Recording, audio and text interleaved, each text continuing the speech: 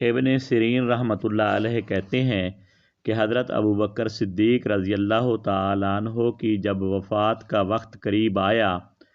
تو آپ رضی اللہ تعالیٰ عنہ نے حضرت عائشہ رضی اللہ تعالیٰ عنہا سے فرمایا کہ میرا دل نہیں چاہتا تھا کہ بیت المال سے کچھ لوں، مگر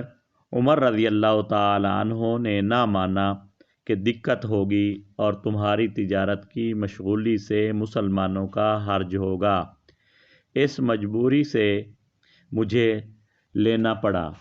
اس لیے اب میرا فلاں باغ اس کے عوض میں دے دیا جائے۔ جب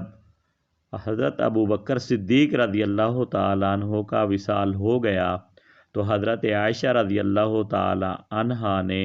حضرت عمر رضی اللہ تعالیٰ عنہ کے پاس آدمی بھیجا اور والد کی وصیت کے موافق وہ باغ دے دیا۔ حضرت عمر رضی اللہ تعالیٰ عنہ نے فرمایا، اللہ تعالیٰ شانہ تمہارے باپ پر رحم فرمائیں، انہوں نے یہ چاہا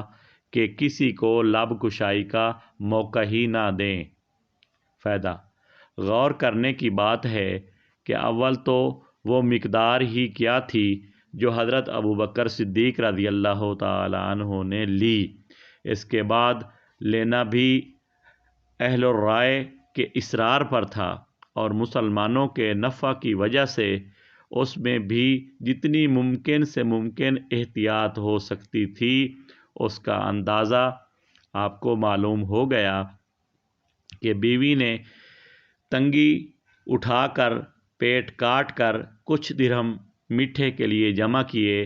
تو ان کو بیت المال میں جمع فرما دیا اور اتنی مقدار مستقل کم کر دی۔ اس سب کے بعد یہ بھی آخری فعل ہے کہ جو کچھ لیا اس کا بھی معاوضہ داخل کر دیا۔